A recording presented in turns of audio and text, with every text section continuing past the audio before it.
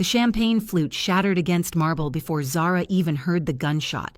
She dropped to a crouch behind the bar cart, her pulse hammering so violently she could feel it in her teeth, her fingertips, the hollow of her throat where her cheap necklace suddenly felt like a noose. 3 seconds ago, she'd been refilling water glasses at table 12. Now she was pressed against rosewood paneling, listening to screams ricochet off the vaulted ceiling of the obsidian room like trapped birds. This wasn't supposed to happen. Not here. Not in the kind of place where a single reservation required 3 background checks and a deposit that exceeded her monthly rent.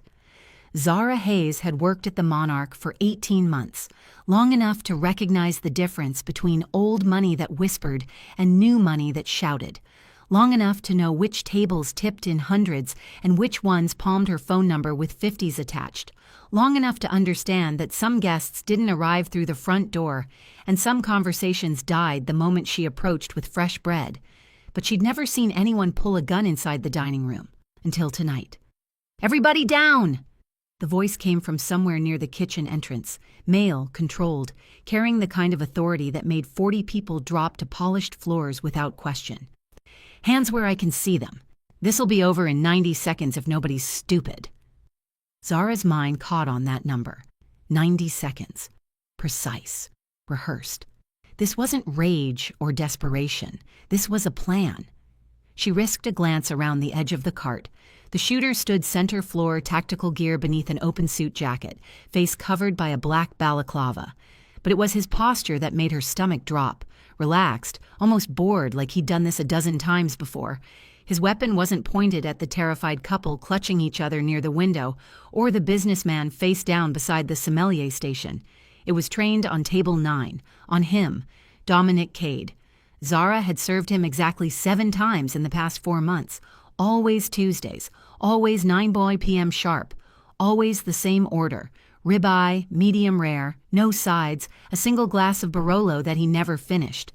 He was the kind of handsome that didn't need to try, sharp jawline, dark eyes that absorbed everything and revealed nothing, the kind of tailored suit that cost more than her car. More importantly, he was the kind of man who made the manager personally check his reservation, who had 2 phones on the table at all times, who never, ever sat with his back to the door. Except tonight, he wasn't alone.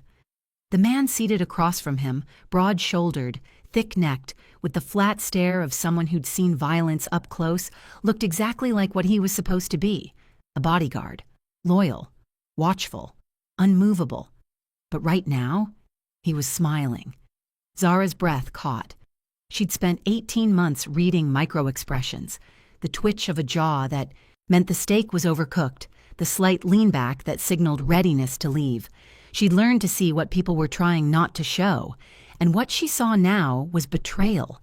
The bodyguard, the man who'd sat 3 feet from Dominic Cade for the past 2 hours, slowly slid his chair back, not startled, not defensive.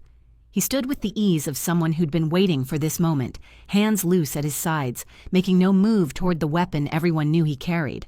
Dominic didn't move. His expression didn't change. But Zara saw his fingers tighten, almost imperceptibly around the stem of his wine glass. He knew. "Evening, Mr. Cade." The shooter's voice was smooth, almost conversational. "Your friend here says you've been expecting us." The bodyguard's smile widened. "Told you he'd figure it out eventually. Man's got instincts." "Not good enough instincts." The shooter took 2 steps forward. "Where's the ledger?" Dominic finally moved, leaning back in his chair with the kind of lazy grace that shouldn't exist in a hostage situation. When he spoke, his voice was quieter than Zara expected, almost bored. "Marcus has been with me for 6 years. I doubled his salary 3 times, paid for his daughter's surgery, set up a trust fund for his grandkids."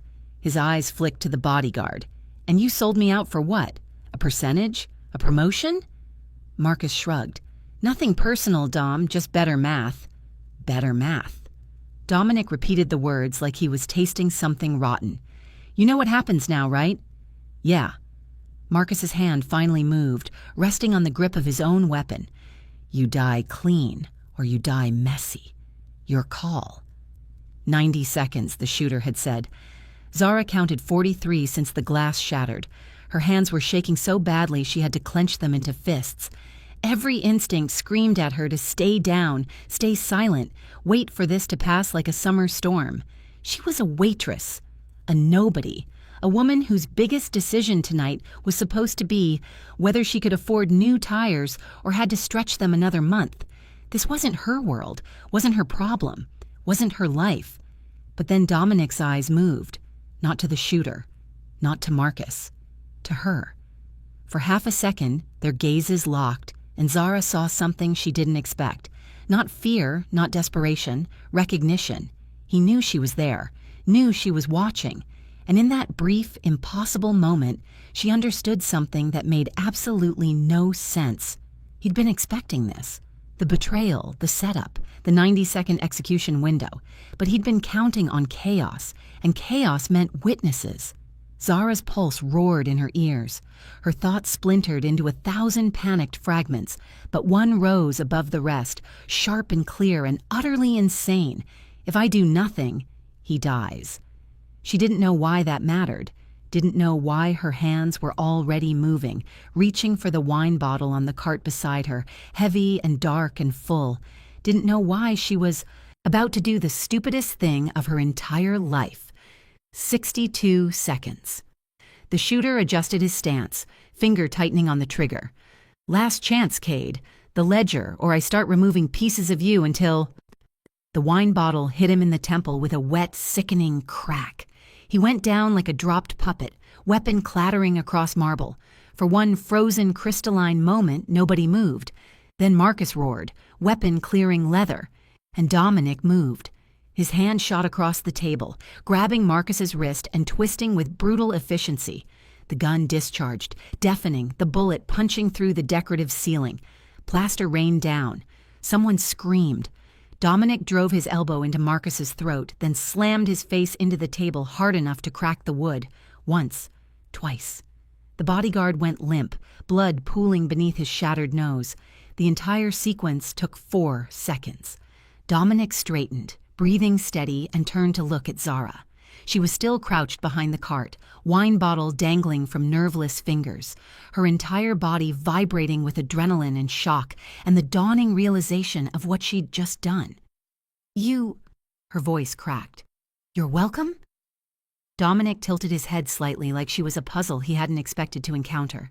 Then, impossibly, one corner of his mouth lifted. "Thank you," he said quietly. That was either very brave or spectacularly stupid. Both, Zara managed. Definitely both. Sirens wailed in the distance, growing louder. The other diners were starting to move, scrambling toward exits, pulling out phones. The manager appeared in the doorway, face white as bone. Dominic stepped over Marcus's unconscious body and offered Zara his hand. She stared at it. This perfectly manicured hand extended to her, like they were meeting at a networking event instead of standing over 2 bleeding men in a restaurant that smelled like gunpowder and terror. "I need to leave," he said simply. "Right now, and you need to come with me." What? You just assaulted an armed intruder in front of 40 witnesses. Half of them are recording. Your face will be on every screen in the city by midnight. His eyes were steady, utterly calm. The people who sent him? They'll want to know who you are, why you interfered, whether you know something. Zara's stomach dropped. "I'm just a waitress. I don't know anything. They won't believe that." He kept his hand extended. "So you have 2 choices. Wait for the police, give a statement, go home, and hope the men who planned this are feeling merciful." His gaze sharpened. "Or trust me for the next 10 minutes and stay alive." "That's not... You can't just..." The words tangled in her throat. Dominic's expression didn't change. 90 seconds, remember?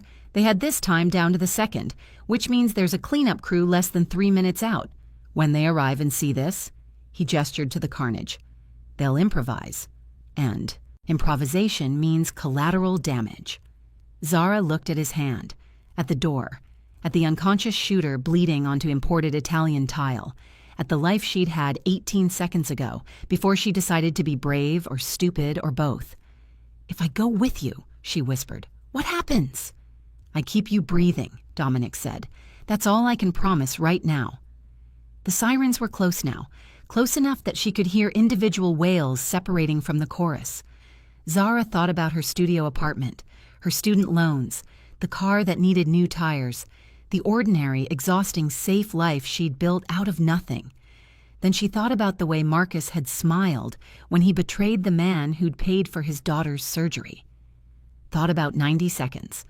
Thought about cleanup crews and collateral damage and men who planned murders with the precision of dinner reservations. She took his hand. Dominic pulled her to her feet, his grip firm and warm and somehow reassuring despite everything. "Kitchen exit," he said. "Stay close. Don't look back." They moved. Behind them, chaos erupted, shouts and sirens and the manager screaming into his phone. But Zara didn't look back. She kept her eyes forward, her hand locked in Dominic's, and ran toward a future she couldn't begin to imagine. The last thing she heard before they burst through the kitchen door was Marcus, conscious now, spitting blood and fury. "You're dead, Cade, you and the fucking waitress!" The door slammed shut, and Zara Hayes, 27-year-old server with $9,000 in savings and a sociology degree she'd never used, realized with perfect, terrifying clarity. Her old life had just ended, and whatever came next, there was no going back. If this story grabbed you by the throat in the first 60 seconds, do me a favor. Like this video if you would have thrown that wine bottle too. Subscribe as we continue the story and comment below. Would you have run with Dominic or stayed to face the police? I read every single answer, and here's the real question. Have you ever had a split-second decision change your entire life? A moment where you chose courage over safety and everything shifted? Share your story below because your experience might be the next one I turn into a script. Where are you watching from? Drop your city or country in the comments. I love seeing how far these stories travel. The black SUV smelled like leather and gunpowder. Zara pressed herself against the passenger door, her reflection ghostly in the tinted window as the city blurred past. Her hands wouldn't stop shaking. She'd clenched them together in her lap 3 times already, but the tremor kept creeping back, spreading up her arms like a slow-motion earthquake. Dominic drove with the kind of calm that felt obscene given what had just happened. One hand on the wheel, the other resting casually on the center console. No white knuckles, no frantic glances in the rearview mirror. He navigated the downtown traffic like a man heading home from a particularly boring corporate dinner. "You're going to want to breathe," he said without looking at her. Zara realized she'd been holding her breath for the past 20 seconds. She exhaled shakily. "Where are we going?" "Somewhere they won't look first." "That's not an answer. It's the only one you're getting right now." His tone wasn't cruel, just matter of fact, like he was explaining a policy she should have already understood. Zara's fingers found the door handle. "Stop the car." "No. I said stop the car." Her voice cracked on the last word, fury and terror tangling into something sharp. "You don't get to just, I didn't agree to be kidnapped." Dominic's jaw tightened, the first real emotion she'd seen since they left the restaurant. "You took my hand. You ran. You made a choice." "I made a choice to not get shot in the next 3 minutes. That's different from this." She gestured wildly at the interior of the SUV, at him, at the city disappearing behind them. "You're right," Dominic said quietly. "It is different. But the moment you threw that bottle, the moment those cameras caught your face, you stopped being a bystander. You became a liability." The word hit her like a slap. A liability? To them. He finally glanced at her, and something in his expression softened. "Not to me." Zara wanted to scream, wanted to cry, wanted to grab the wheel and crash them into a lamppost just so something would make sense again. Instead, she pressed her forehead against the cold window and closed her eyes. "Who are you?" she whispered. Silence stretched between them, broken only by the hum of the engine and the distant wail of sirens that might have been coincidence or might have been hunting them. "Dominic Cade," he said finally. "I run a private equity firm that specializes in distressed asset acquisition. On paper, I'm very boring." "And off paper?" His mouth curved, but it wasn't quite a smile. "Off paper, I know where a lot of bodies are buried, metaphorically speaking." "Jesus Christ." Zara laughed, a high brittle sound that didn't belong to her. "I threw a wine bottle at a hitman to save a hedge fund manager. Private equity, different tax implications. The corner of his mouth twitched. But yes, this is insane. I need to call my roommate. She'll be worried. No phones. Dominic's voice sharpened. Yours is still at the restaurant, which is the only reason you're not already dead. Zara's stomach dropped. My phone is pinging your location to anyone who wants to find you, which is why I had one of my people pocket it before we left. He took a left turn, merging onto a highway she didn't recognize. By now, it's halfway across the city in the pocket of a very confused Uber driver. Despite everything, Zara felt a flicker of something that might have been admiration. You planned that. In the 30 seconds between attempted murder and grand theft, Waitress, you planned a decoy. I've had a lot of practice thinking on my feet. I'm starting to get that. They drove in silence for another 10 minutes. The city gave way to industrial warehouses, then to nothing, just dark roads and darker sky. Zara's panic had settled into a low, constant hum, like tinnitus after a concert. She was too exhausted to maintain full-scale terror. The bodyguard, she said eventually. Marcus, how long did you know? Dominic's knuckles whitened on the steering wheel, first real crack in his composure. 3 weeks. 3 weeks? Zara twisted in her seat to stare at him. You knew for 3 weeks that the man guarding your life was planning to kill you, and you just... What? Kept showing up for dinner reservations? I needed to know who else was involved, how deep the rot went. His voice was flat, clinical. Marcus wasn't smart enough to plan this alone. Someone bought him. I needed them to think they'd succeeded in staying hidden. So you used yourself as bait. Yes. That's the stupidest thing I've ever heard. This time, Dominic actually smiled. Small, but genuine.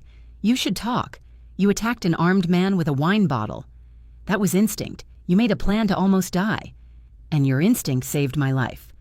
He glanced at her, and for the first time since this nightmare started, Zara saw something in his eyes that looked like respect. Which means you're either incredibly brave or you have a death wish you haven't told me about. Neither. She stopped, trying to find words for the thing that had moved through her in that moment. I saw his face, Marcus's face, the way he smiled when he betrayed you, and I thought if I did nothing, if I just stayed quiet like I always do, I'd never forgive myself. Dominic was quiet for a long moment. When he spoke again, his voice was softer. What do you mean, like you always do? Zara laughed bitterly. I've spent my entire adult life being invisible, the good server, the quiet roommate, the girl who doesn't make waves because making waves means losing shifts, losing tips, losing the fragile little life I've built. She pressed her palms against her eyes, and tonight I threw all of that away for a man I don't even know. Maybe you were tired of being invisible. The words hung in the air between them, sharp and true. Maybe, Zara admitted.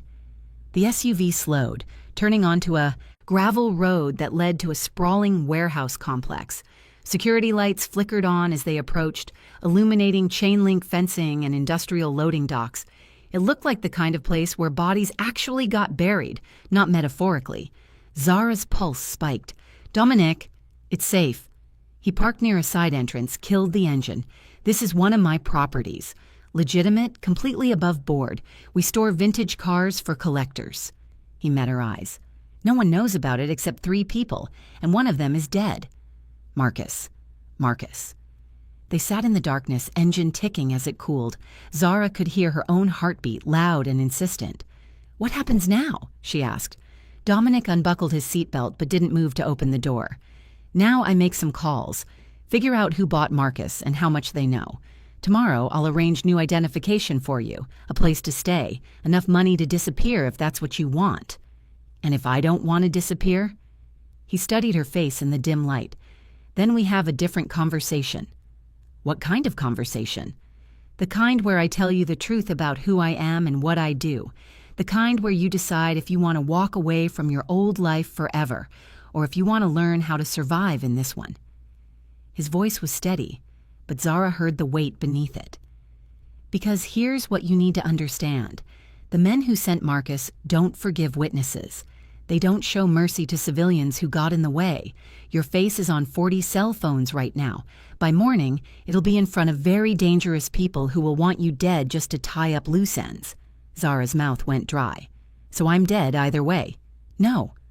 Dominic's hand moved, hovering for a moment before settling on her shoulder. The touch was brief, but it grounded her. "If you disappear, I can make sure they never find you. New name, new city, new life. You'll be safe." "But I'll spend the rest of my life looking over my shoulder." "Yes." "And the other option?" Dominic's eyes were very dark, very serious. "You stay. You learn. I teach you how to see threats before they materialize, how to move through this world without leaving traces, how to survive when people like Marcus decide you're a problem that needs solving." He paused. "But that means you become part of this world, permanently. No going back to restaurant shifts and student loan payments. You'll be someone different. Someone dangerous. Someone aware." Zara thought about her studio apartment, the succulents dying on her windowsill, her roommate Maya, who borrowed her clothes without asking and made terrible coffee and left passive-aggressive notes about dish soap, the manager at the Monarch who'd promised her a raise 3 times and delivered it 0 times. The life she'd been living wasn't much, but it was hers. And now it was gone. "I need to think," she said quietly. "You have 12 hours. Dominic opened his door, cold air rushing in. "After that, decisions get made whether you're ready or not." They crossed the gravel lot to the warehouse entrance. Dominic pressed his thumb to a biometric scanner, and the heavy door swung open with a pneumatic hiss. Inside was exactly what he'd promised. Vintage cars gleaming under soft lighting, chrome and paint jobs worth more than Zara would earn in a decade.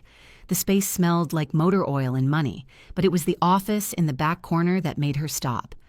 Through the glass walls, she could see multiple monitors displaying security feeds, maps, and what looked like financial spreadsheets.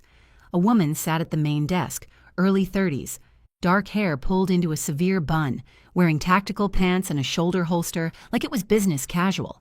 She looked up when they entered, her expression flickering from professional neutrality to something sharper when she saw Zara.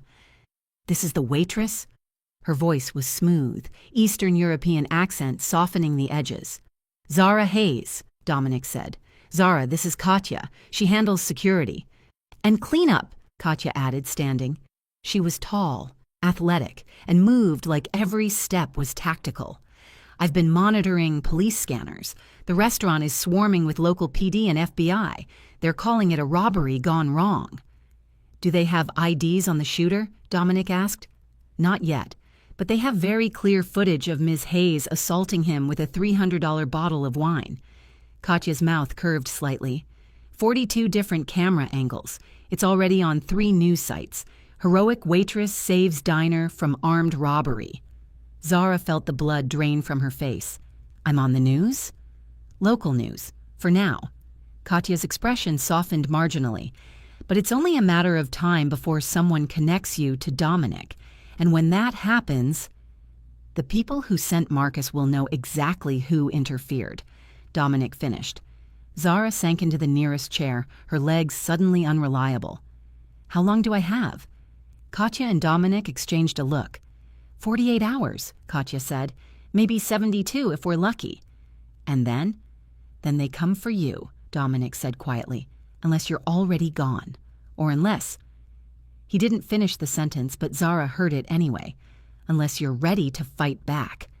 She looked at the monitors displaying her own face on repeat, a frozen moment caught from 17 different angles. The wine bottle mid-swing, her expression determined and terrified in equal measure. She looked like someone else, someone brave, someone who made choices instead of accepting whatever life handed her. 12 hours, she said, meeting Dominic's eyes. "You said I have 12 hours to decide." "Yes." Zara stood, her legs steadier now. "I don't need 12 hours, Dominic went very still. "Zara, I'm not running." Her voice was quiet, but there was steel beneath it. Steel she hadn't known she possessed until this moment. "I'm tired of being invisible, tired of playing it safe, tired of letting other people decide who I am and what I'm worth." She took a breath. "So teach me. Teach me how to survive in your world, because I'm not disappearing, and I'm sure as hell not dying." For a long moment, nobody spoke. Then Katya laughed, a short, surprised sound. "I like her." Dominic's expression was unreadable. "You understand what you're agreeing to? Once you start down this path, there's no going back. You said that already." Zara crossed her arms. "But here's the thing. There's no going back anyway. My face is on the news. Dangerous people know I exist. Running just means I spend the rest of my life waiting for them to find me." She met his gaze steadily. "So I'd rather learn how to make sure they regret it when they do." Dominic studied her for what felt like an eternity. Then slowly he nodded. "All right." He turned to Katya. "Get her set up in the East Wing. Tomorrow we start training." "Tomorrow?" Zara's voice cracked slightly. "Don't I get a night to process this?" "You get 6 hours of sleep," Katya said, already moving toward a door marked Private. "Training starts at 600. Wear something you don't mind bleeding in." "Bleeding? Wait, what?" But Katya was already gone. Zara turned to Dominic, searching for reassurance, guidance, anything. He offered her something that might have been a smile. "Welcome to your new life, Zara Hayes. Try not to die in the first week." Then he walked away, leaving her alone in a warehouse full of expensive cars and security monitors that showed her face on infinite loop. A hero, a target, a woman who'd thrown a bottle and destroyed everything. Zara looked at her hands. They'd finally stopped shaking. She wondered if that was a good sign, or if she'd just stopped feeling afraid of the wrong things. Zara didn't sleep. She lay on the narrow cot in what Katya had called the East Wing, a converted office space with concrete walls, a single window overlooking the warehouse floor, and a door that locked from the outside. The blanket smelled like industrial detergent. The pillow was flat as cardboard, but it wasn't the accommodations keeping her awake. It was the fact that 6 hours ago, she'd been worried about whether Table 7 would leave a decent tip. And now she was lying in a secret warehouse, waiting for dawn so a woman with a shoulder holster could teach her how not to die. Her mind kept circling back to the same moment. Marcus's smile, the way betrayal looked so much like satisfaction, the casual cruelty of selling out someone who'd trusted you, who'd paid for your daughter's surgery, who'd given you 6 years of loyalty in return for nothing. Just better math, he'd said. Zara wondered what the math looked like from where Marcus was now. Probably a hospital bed with a police guard, possibly a morgue. Dominic hadn't said, and she hadn't asked. She was learning there were questions you didn't ask in this world. At 5:47 a.m., 13 minutes before her alarm, the door opened. Katya stood silhouetted against the hallway light, already dressed in tactical gear, her hair pulled back so severely it looked painful. She held 2 cups of coffee, steam curling into the cold air. "You're awake," she observed, not surprised. "Couldn't sleep." "Good. Sleep is a luxury you can't afford yet." Katya handed her one of the cups. Black, no sugar. "Get dressed. Training starts in 10 minutes. "You said 0600.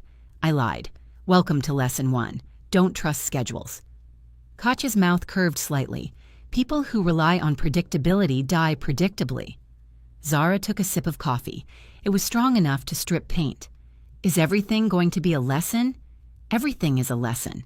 Whether you learn from it determines whether you survive." Katya turned to leave, paused. "Wear layers. You'll sweat through the first 2. The training floor was in the warehouse's basement, a space that looked like it had been designed by someone who understood exactly how to break a human body and wanted to practice efficiently. Padded mats covered half the floor. The other half was concrete. Punching bags hung from reinforced chains. A rack of weapons, knives, batons, training guns, lined one wall. The opposite wall was entirely mirrors, reflecting everything back at twice the intensity. Dominic stood near the center, wearing dark athletic gear that made him look less like a private equity manager and more like exactly what he was, dangerous. "Zara," he acknowledged her with a nod. "How do you feel?" "Terrified," she said honestly. "Good. Fear keeps you sharp." He gestured to the mats. "Come here." She approached slowly, acutely aware that both he and Katya were watching her walk, cataloging something she couldn't name. "First things first," Dominic said. "Show me how you defend yourself if someone grabbed you from behind." Zara blinked. What? Someone grabs you right now. What do you do? I've never.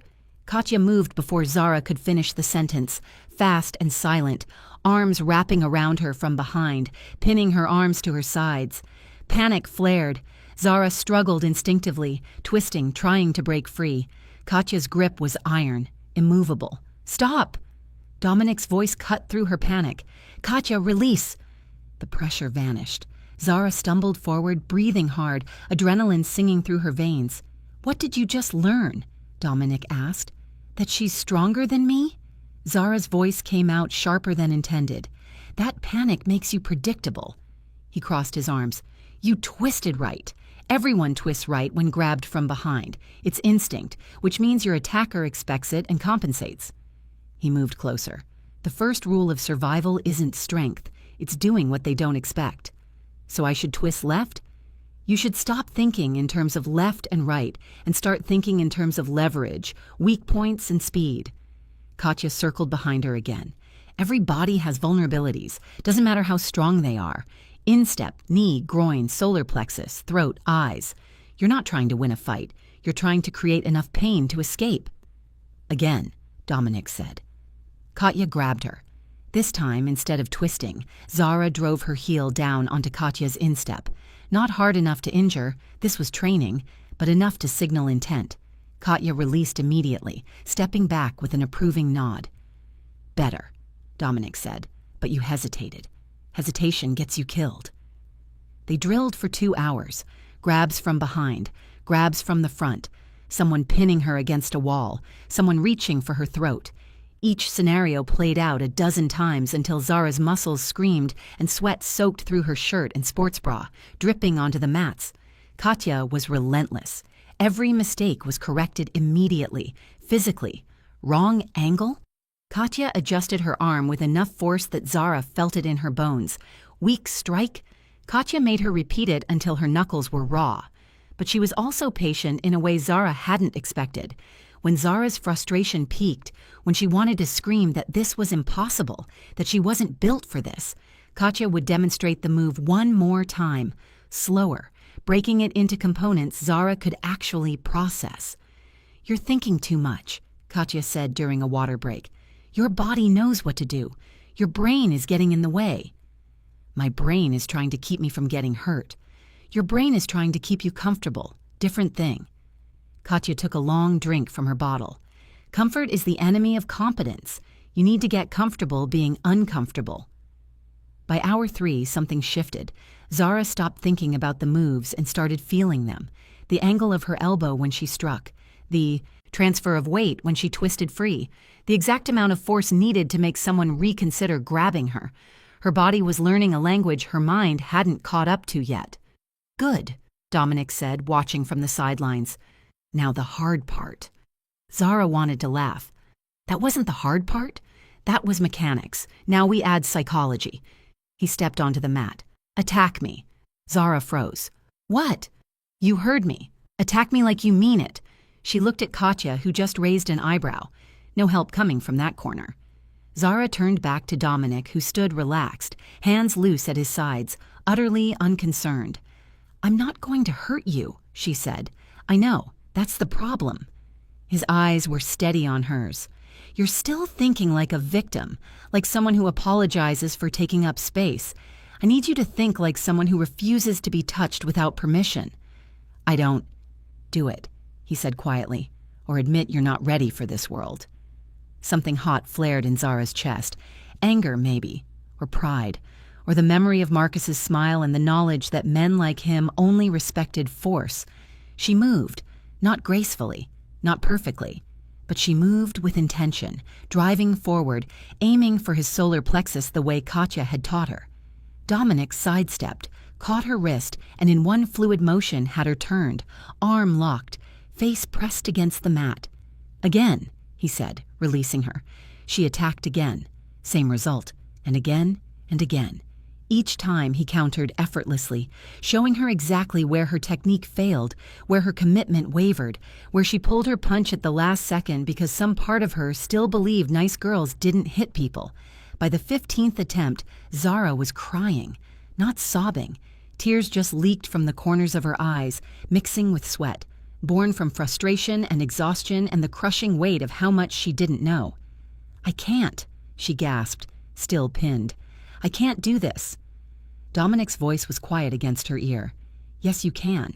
You're just afraid of what you'll become if you do." He released her. Zara lay on the mat, breathing hard, her body screaming. Every muscle was fire, every thought was mud. "Get up," Katya said, not cruel, just factual. Zara didn't want to get up, wanted to stay on this mat forever, wanted to go back to her studio apartment and her dying succulents, and the life where the hardest decision was whether to smile through a customer's condescension or risk a bad tip. But that life was gone, and lying here wouldn't bring it back. She got up. Dominic was watching her with something that looked almost like respect. "One more time. But this time, I want you to remember something." "What?" "You threw a wine bottle at an armed man last night. You didn't think. You didn't hesitate. You saw what needed to happen, and you did it." His voice lowered. "That person is still inside you. I need you to find her again." Zara wiped her face with the back of her hand. Her arm trembled with fatigue. She thought about the moment in the restaurant, the split second between seeing Marcus's betrayal and deciding to act. There had been no time for doubt, no space for fear, just recognition of what needed to happen, and the will to make it happen. She looked at Dominic, seeing past the expensive haircut and the calculated calm to the man underneath, the one who'd used himself as bait, who'd known for 3 weeks he was going to be betrayed and walked into that restaurant anyway, who'd survived by being willing to do what others wouldn't. Zara attacked. This time she didn't pull her punch, didn't hesitate, didn't apologize with her body language.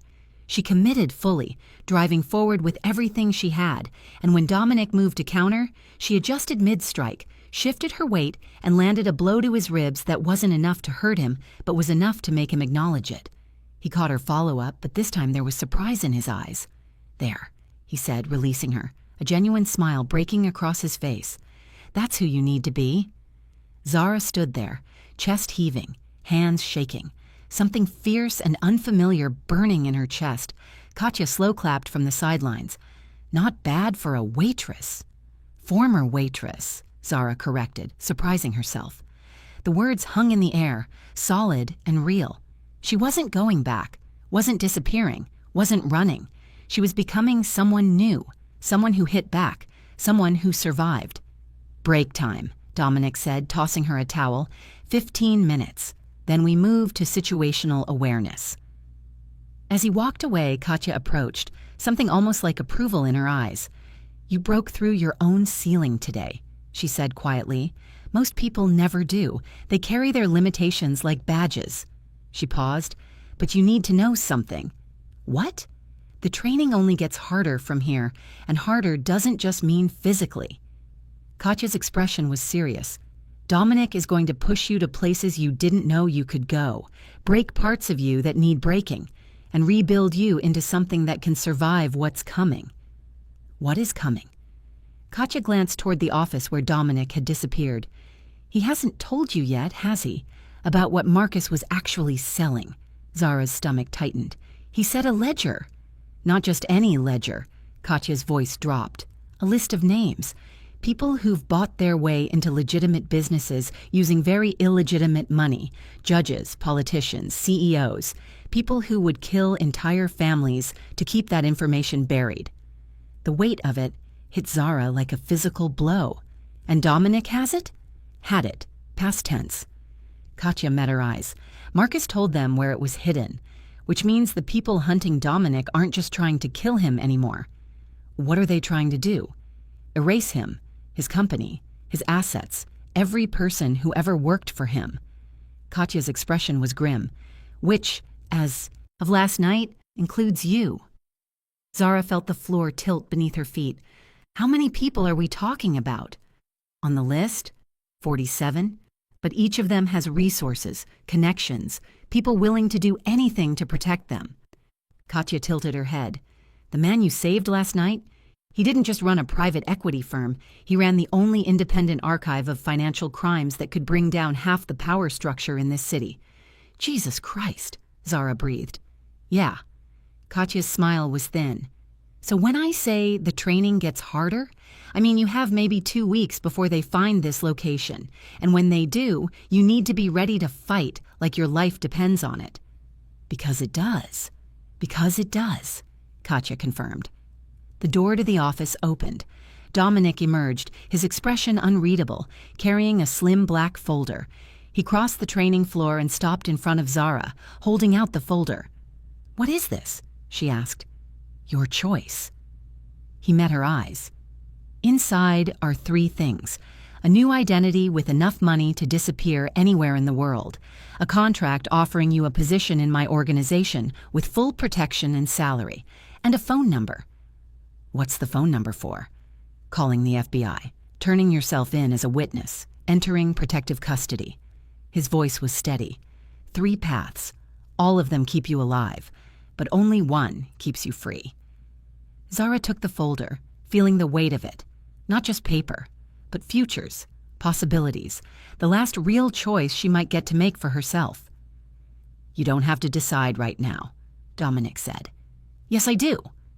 Zara opened the folder, looking at the 3 neat sections.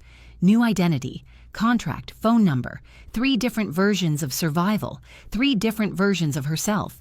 She thought about the woman who'd walked into the Monarch 18 months ago, desperate for a job, willing to smile through anything if it meant making rent. Thought about the woman who'd thrown a wine bottle at a gunman because staying silent felt worse than dying. Thought about the woman who'd just landed a blow on a man who could probably kill her 6 different ways without breaking a sweat. She pulled out the contract, leaving the other 2 documents in the folder. "I choose this one," she said. Dominic didn't smile, but something in his eyes warmed. "You're sure?" "No." Zara met his gaze. "But I'm done running. From danger, from myself, from the person I've been afraid to become." She held up the contract. "So teach me. Not just how to survive, how to win." Katya laughed, a sound of genuine delight. "Oh, I really like her." Dominic took the folder back, pulled out a pen, and handed it to Zara. "Sign on the last page, and understand that once you do, you're mine, my responsibility, my asset, my problem if this goes wrong." "Yours," Zara agreed. She signed her name, Zara Hayes, one last time, and felt something inside her click into place. A door closing behind her, a new one, opening ahead. Dominic took the contract, folded it precisely, and tucked it into his jacket. "Welcome to Cade Security Consulting. Your first assignment starts tonight." "Tonight?" Zara's voice cracked. "I've been training for 4 hours." "And you'll train for 4 more this afternoon. But tonight, you're going to learn the most important skill I can teach you." Dominic's expression was serious. How to walk into a room full of people who want you dead and convince them you belong there. Zara's mouth went dry. "Where?" "A charity gala. Very exclusive. Very dangerous." He glanced at Katya. "Get her ready. I want her looking like she was born into money and trained to kill." "Both at once?" Katya raised an eyebrow. "That's my specialty." As Dominic walked away, Zara stood there holding the pen, her signature still wet on a contract that had just changed her life forever. Katya put a hand on her shoulder. "You made the right choice?" "How do you know?"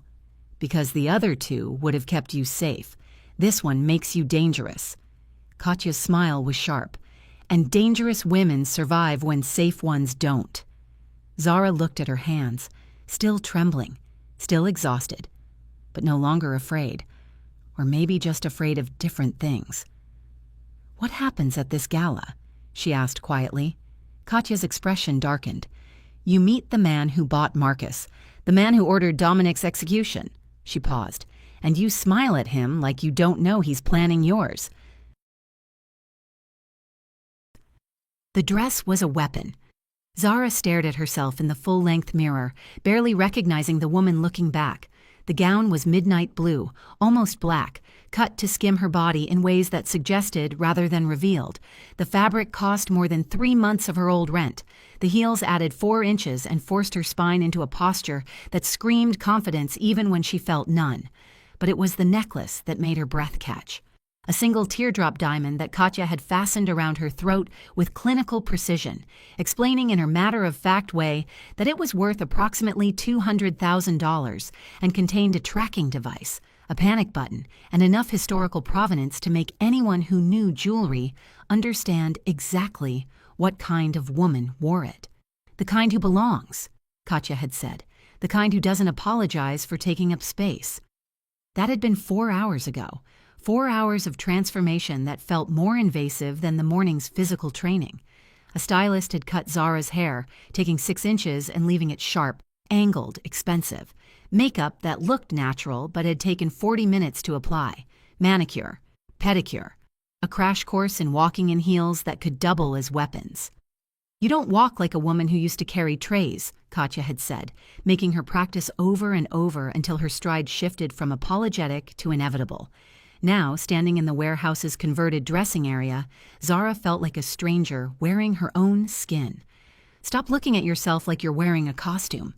Dominic's voice came from behind her. She turned. He stood in the doorway dressed in a tuxedo that probably cost more than her car, looking like he'd been born for rooms where champagne cost $1,000 per bottle. "I feel like an imposter," she admitted. "Good. Everyone in that room is an imposter. The difference is, they've been doing it longer." He stepped closer, studying her with an intensity that made her want to squirm. "You look perfect, but looking perfect isn't enough." "What else do I need?" "To believe it." He circled her slowly, assessing. "Right now, you're performing. I need you inhabiting. There's a difference." "I don't know how to be this person." "Yes, you do. You've been watching people like this for 18 months, learning their tells, their patterns, the way they hold a glass, the way they signal to servers without speaking." His eyes met hers. "You've been studying the enemy. Now you become them." Zara swallowed hard. "Who am I supposed to be tonight?" Dominic pulled out a slim dossier, handed it to her. Zara Merchant, art consultant specializing in pre-war European acquisitions, educated at Princeton, family money from shipping interests, recently returned from a 3-year stint in Paris. She flipped through the pages. There were photos, documents, a complete backstory that someone had clearly spent hours constructing. "This is insane. What if someone asks me about Princeton, about Paris? I've never even left the country." Then you redirect. Make them talk about themselves. People love talking about themselves. Katya emerged from the shadows, dressed in her own evening gown, looking like a completely different person, softer, elegant, still deadly. "You're not there to convince them you're real. You're there to make them believe you're important enough that questioning you would be rude. And if they question anyway?" Dominic's expression hardened. "Then you smile like you find their skepticism amusing and excuse yourself to refresh your drink. I'll handle the rest." "Handle how?" "You don't need to know. Plausible deniability is its own kind of protection." He checked his watch. "Car leaves in 15 minutes. Katya will brief you on the way." "Wait, what's my objective tonight? What am I actually supposed to do?" Dominic met her eyes, his expression unreadable. "Survive, observe, and most importantly, stand next to me when I'm introduced to Vincent Caruso without looking like you're about to throw up." The name hit Zara like cold water. Caruso, the man who bought Marcus, who ordered my execution, who currently believes I don't know his identity. Dominic's voice was ice. "Tonight we're going to let him think he succeeded in staying hidden, and you're going to be the detail that makes him doubt himself." "I don't understand." "You will." He turned to leave, paused. "One more thing. If something goes wrong, and it might, your only job is to get out. Don't try to help me. Don't try to be a hero. Just get to the street and call the number Katya programmed into your phone." "What number?" "The one that makes you disappear." He didn't wait for her response, just walked away, leaving Zara standing in a dress that cost more than her education, about to walk into a room full of people who wanted her dead. Katya touched her elbow. Come on, we need to go over the faces. The limousine's interior smelled like leather and money. Zara sat across from Katya, who'd spread a dozen photographs across the seat between them. These are the people you need to recognize on sight, Katya said, tapping each photo. Vincent Caruso, real estate developer. Also launders money for 3 different criminal organizations. This is his wife, Elena. Former model, current trophy. Smarter than she looks. Zara studied the faces. Caruso was handsome in that polished, expensive way. Silver hair, strong jaw, the kind of smile that belonged on campaign posters.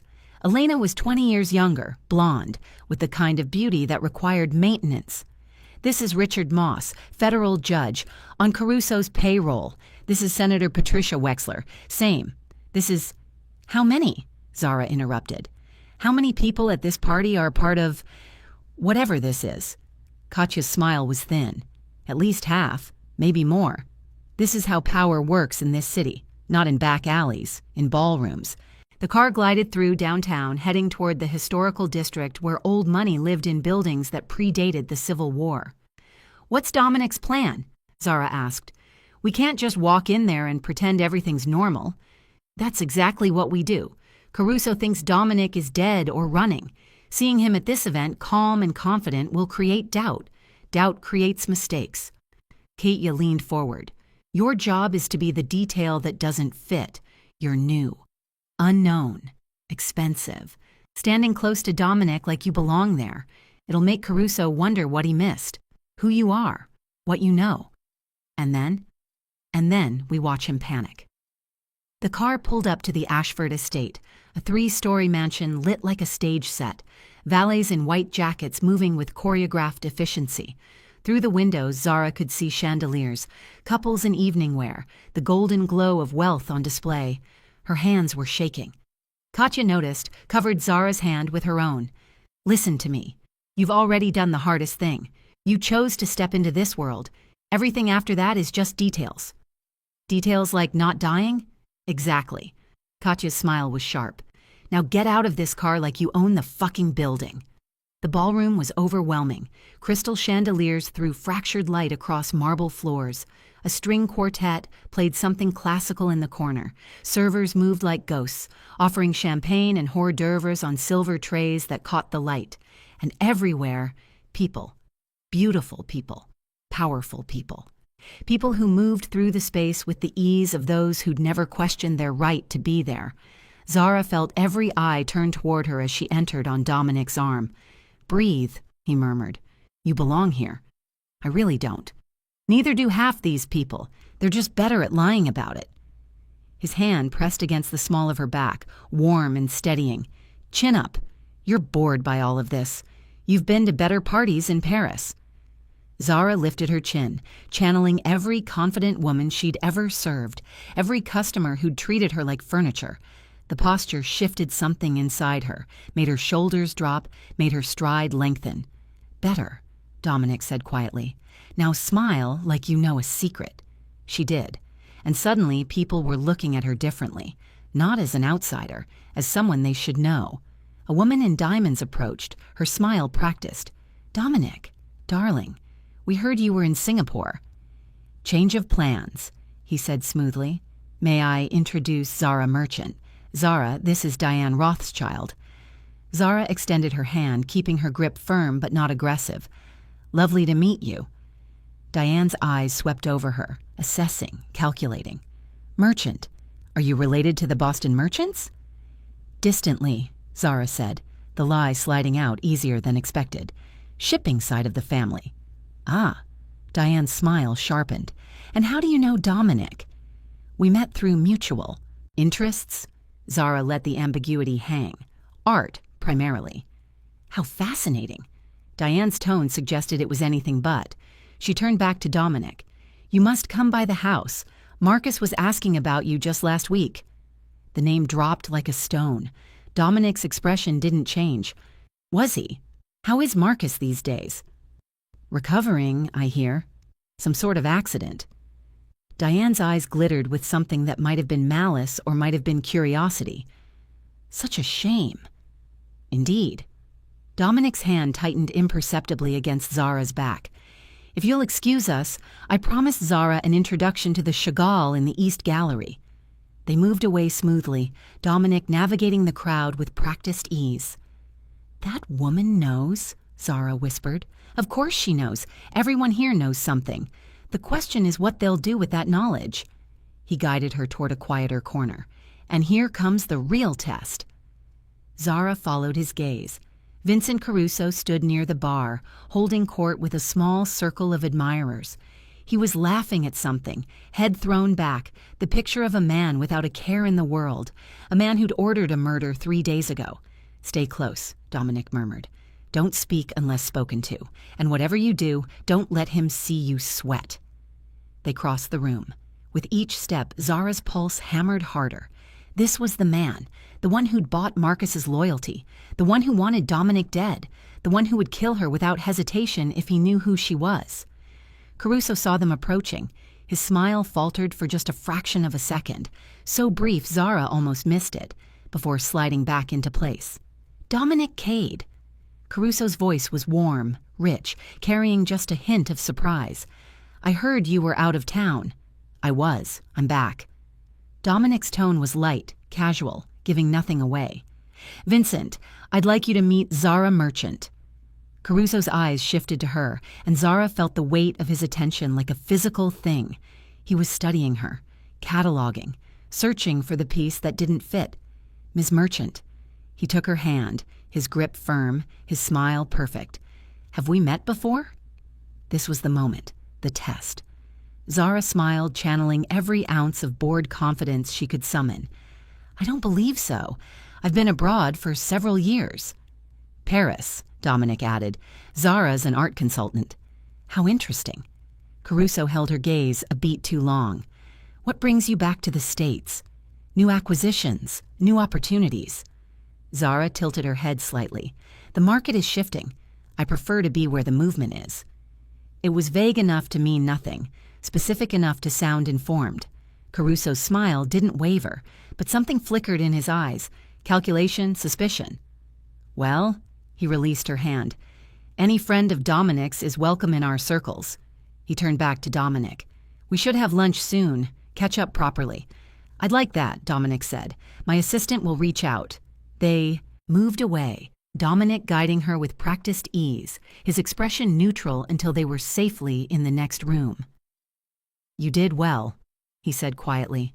"He knows something's wrong." "Good. I want him off balance." Dominic accepted 2 glasses of champagne from a passing server, handed her one. "Drink slowly. Look relaxed. We're here for another hour at least." Zara took a sip, the bubbles sharp on her tongue. "What happens now?" "Now we circulate. You meet important people. You laugh at mediocre jokes. You make them remember your face." His eyes met hers. "And tomorrow, when Caruso starts asking questions about who you are, he'll find exactly the answers I want him to find." "What answers?" Dominic's smile was cold.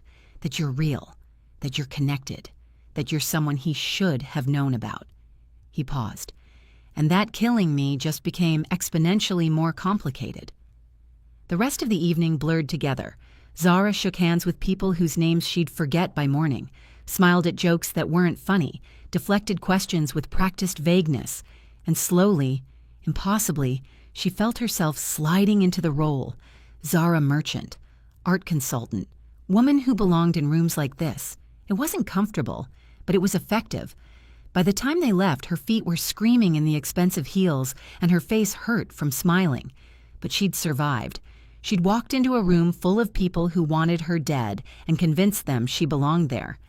In the limousine heading back to the warehouse, Katya handed her a tablet. "What's this?" "Surveillance footage from tonight. Watch Caruso after you left." Zara played the video. Caruso stood with 2 men she didn't recognize, his expression no longer friendly. He was angry, gesturing sharply. One of the men pulled out a phone.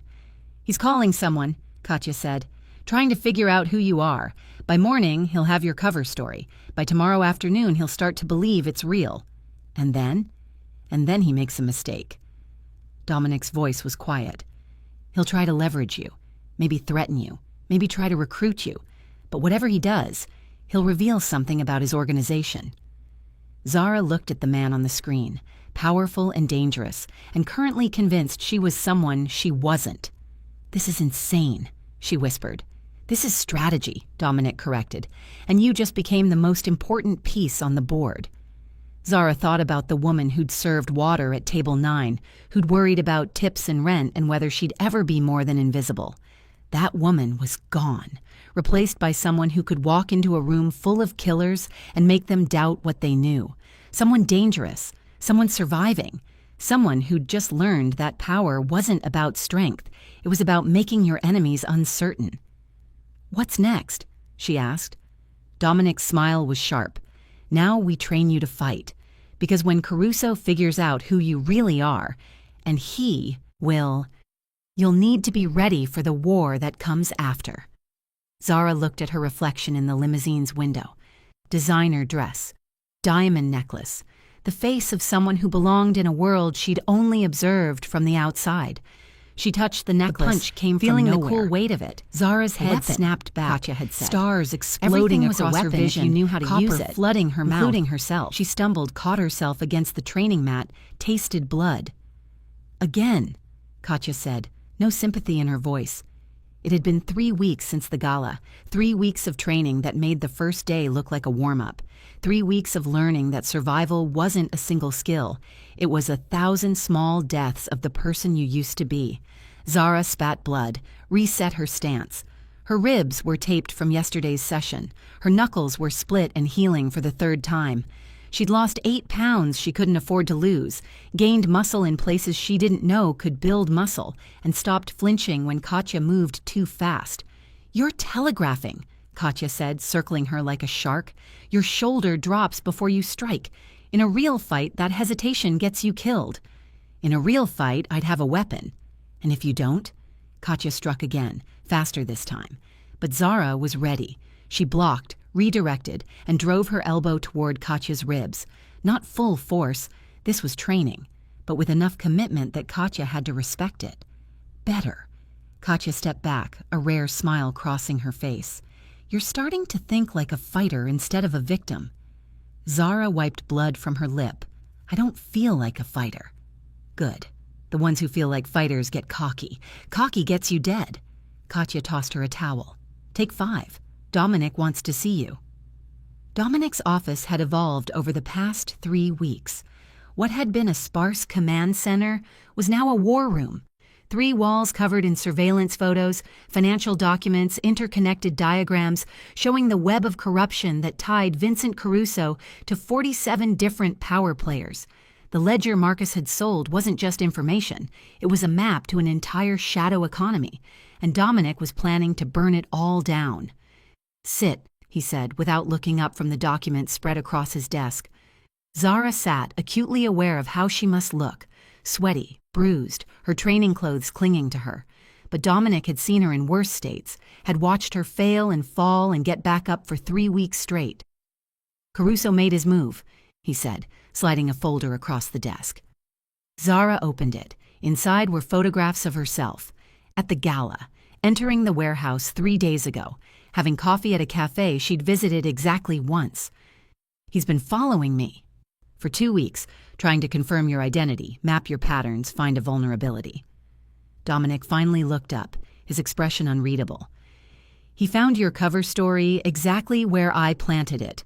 Princeton records, art consultation contracts, even a few carefully placed social media accounts that go back 5 years. He believes it?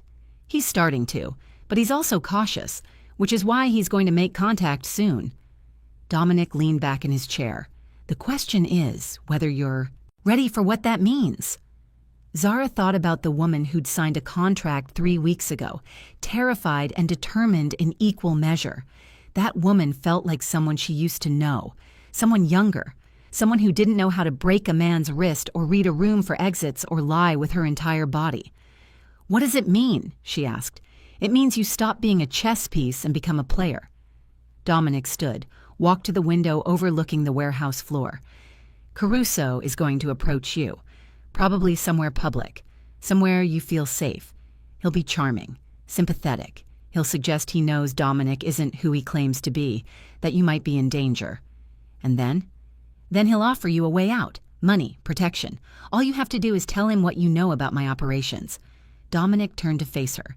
It's a recruitment pitch disguised as rescue. Zara's stomach tightened. You want me to take it?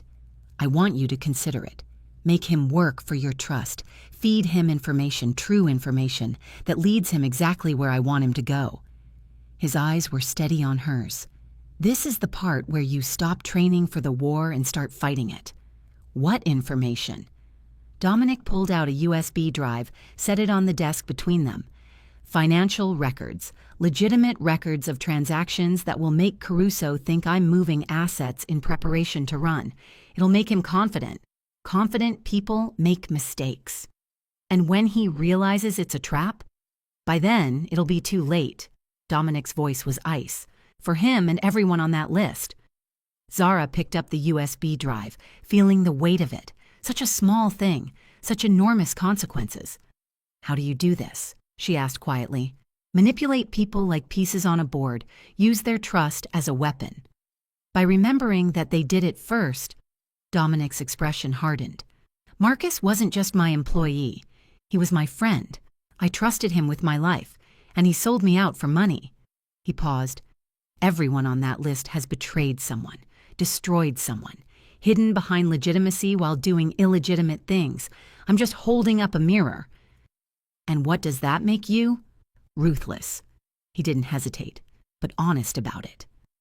Zara thought about the past 3 weeks, the bruises and blood and endless training, the way she'd stopped sleeping well, stopped recognizing herself in mirrors, stopped thinking like someone who believed the world was fair. What does it make me? She asked. Dominic studied her for a long moment. Surviving. Everything else is semantics. The approach came 2 days later, exactly as Dominic predicted. Zara was at a bookstore in Lincoln Park, one of the few places Dominic allowed her to go alone, under heavy surveillance. She was browsing art history texts, genuinely interested despite the performance, when a man in an expensive suit materialized at her elbow. "Excuse me," he said, his voice cultured, apologetic. "I believe you dropped this." He held out a business card, not hers, but printed with her cover identity's information. Zara took it slowly, examining the card. "I don't think so, but thank you." "My mistake." He smiled, charming but not pushy. "You're Zara Merchant, though, aren't you? I saw you at the Ashford benefit last month." "I was there, yes." Zara kept her voice neutral, curious but not eager. "Richard Moss." He extended his hand. "Federal judge. I know, terribly boring at parties." Zara shook his hand, recognizing the name from Katya's briefings. One of Caruso's people. Not a player, a messenger. "Not boring," she said politely. "Just careful what you discuss at social events, I'd imagine." "Exactly." His smile widened. "I was actually hoping to run into you. A mutual friend suggested we should talk." "Which friend?" "Vincent Caruso. He mentioned you might have questions about some of the people in our circles." Moss lowered his voice slightly. "Specifically about Dominic Cade." There it was, the hook. Zara let uncertainty flicker across her face. Not too much, just enough. "I'm not sure what you mean." "Of course. Forgive me for being presumptuous." Moss pulled out his own card, legitimate this time. "If you ever want to discuss art acquisitions or anything else, in a more private setting, please don't hesitate to call. Mr. Caruso is always interested in meeting knowledgeable people." He left before she could respond, disappearing into the stacks like he'd never been there. Zara waited 5 minutes, purchased 2 books she didn't need, and walked out to where Dominic's car was waiting 3 blocks away. "It started," she said, sliding into the back seat. Katya, at the wheel, met her eyes in the rearview mirror. "You handled it well." Interested but cautious. "What happens now?" "Now we wait." Dominic's voice came through the car's speakers. He was somewhere else, watching remotely. He'll reach out again in 3 to 5 days. More casual, building trust. Let him work for it. And then you meet Caruso face to face, and we see if 3 weeks of training was enough. 4 days later, Zara sat in a private dining room at one of the city's most exclusive restaurants across the table from Vincent Caruso. He'd called personally, his voice warm, inviting her to discuss a potential art acquisition for his corporate offices. The pretext was thin, but she'd accepted, playing the role of someone flattered by the attention. Now, watching him pour wine with practiced ease, she understood why people trusted him. He radiated competence, charm, the kind of charisma that made you want to believe whatever he said. "Thank you for meeting me on such short notice," Caruso said, handing her a glass. "I know you must be incredibly busy." "Not too busy for an interesting opportunity." Zara sipped the wine. "Expensive, of course. Everything about this man was expensive." "Good. Because I believe we could have a very productive relationship." Caruso leaned back, studying her. "You've caught the attention of several people in our community. Impressive, considering how brief your time here has been." "I'm good at making impressions." "You are." His smile didn't waver. "Which is why I wanted to speak with you personally, about Dominic Cade." Zara let surprise register, subtle, contained. "What about him? How well do you know him?" "Professionally. We've worked on a few acquisition projects." She set down her glass. "Why do you ask?" Caruso was quiet for a moment, his expression shifting to something more serious. "Because I'm concerned about you, Ms. Merchant. Dominic is a complicated man with complicated associations. People close to him have a tendency to find themselves in difficult situations." "Are you suggesting I'm in danger?" "I'm suggesting that Dominic operates in spaces where the rules aren't always clear, and someone with your expertise, your connections, could easily become collateral damage if you're not careful." The words were perfectly calibrated, concerned but not accusatory, offering protection without explicitly threatening. Zara understood the game now. Caruso wanted her to feel unsafe around Dominic, wanted to position himself as the safer alternative. And once she trusted him, once she started sharing information, he'd use her to get to Dominic. Standard manipulation, effective because it appealed to self-preservation. But Zara had spent 3 weeks learning to see manipulation before it landed. "I appreciate your concern," she said carefully, "but I'm not sure I understand what you're implying." "I'm implying that if you ever feel uncomfortable, if you ever need to discuss what you've observed in Dominic's operations, I'm someone who can help." Caruso reached into his jacket, pulled out a phone. "This is a secure line. Only I have access to it. If you need to reach me day or night, you call this number." He slid it across the table. Zara looked at it. Such a small thing. Such a massive trap. She picked it up slowly, turning it over in her hands. "Why would I need to call you?" "Because I think you've seen things working with Dominic. Things that don't quite add up. Financial irregularities, strange meetings, people who come and go without explanation." Caruso's voice lowered. "And I think part of you is starting to wonder if you've gotten involved with something more dangerous than you realized." He was good. Better than she'd expected. Every word designed to create doubt, to exploit the natural paranoia that came with living in Dominic's world. If she'd actually been Zara Merchant, art consultant, she might have believed him. But she wasn't Zara Merchant. Not really. She was Zara Hayes, former waitress, current weapon, and she knew exactly what game they were playing. "I'll think about it," she said, pocketing the phone. "Thank you for lunch." "Of course." Caruso stood when she did, ever the gentleman. "I hope we can speak again soon, under better circumstances." Zara smiled, the expression careful, measured. "I hope so, too." She left the restaurant, walked 3 blocks to where Katya waited, and got into the car without looking back. "How did I do?" she asked. Katya was grinning. "You just convinced a man who orders executions over dinner that you're considering betraying Dominic. I'd say you did perfectly." He gave me a phone. "We know. Dominic's been listening the entire time." Katya pulled into traffic. Now we feed him the information and watch him take the bait. That night, Zara stood on the warehouse roof, the USB drive in her pocket, the city glowing beneath a sky that threatened rain. Dominic found her there, 2 cups of coffee in hand. He didn't speak, just offered her one and stood beside her, both of them looking out at the lights. "I lied to him," Zara said quietly. sat across from him and lied with my entire face. Yes, and tomorrow I'm going to call him, feed him information designed to destroy his life. Yes, and I don't feel bad about it. She turned to look at Dominic. What does that make me? He met her gaze, his expression serious. Someone who survived long enough to become dangerous. Someone who understands that in this world, the only real choice is whether you're the hunter or the prey. I used to be prey. I know. His voice softened slightly. But you're not anymore. And you can never go back. Not to who you were. Not to what you believed about how the world works. Zara thought about the woman in the restaurant uniform, worried about tips and rent. That woman felt like a ghost now, a memory belonging to someone else. Do you ever regret it? She asked. Becoming this? Dominic was quiet for a long moment. Every day. And never. He looked at her. Because the alternative is being Marcus. Choosing wrong for the right price. And I'd rather be ruthless than for sale. Is that what I am now? Ruthless? You're surviving. He set down his coffee cup. Everything else is just how you tell yourself the story. Zara pulled out the USB drive, held it up to the light. Such a small thing. Such enormous power. Tomorrow she'd call Caruso, feed him these files, watch him believe he was winning.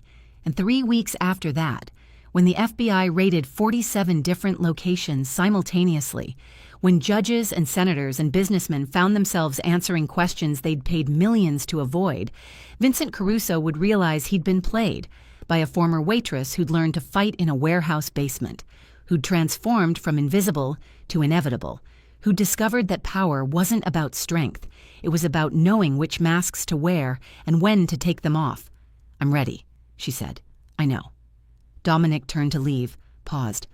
For what it's worth, Zara, you would have been wasted pouring water. You were always meant for this. He left her alone on the roof, the city sprawling beneath her, a kingdom of light and shadow that she was learning to navigate without fear. Zara touched the diamond. Necklace she still wore sometimes, the one from the gala, the weapon that had started all of this. She'd walked into a restaurant 3 weeks ago as one person. She was walking out as someone else entirely. Someone dangerous, someone capable, someone who'd learned that the difference between victim and victor was just a choice made in a single moment of courage or insanity. She'd made her choice, and she was never looking back. She walked out as a weapon aimed at an empire. But here's what I need to know. Did this story wake something up inside you? That part of you that knows you're capable of more than the life you're currently living? Like this video, if Zara's transformation hit different, subscribe, because I'm creating stories that show you what's possible when ordinary people refuse to stay ordinary. Comment your truth. What version of yourself are you ready to leave behind? What transformation are you too afraid to start? Thank you for watching. Till next time, stay safe.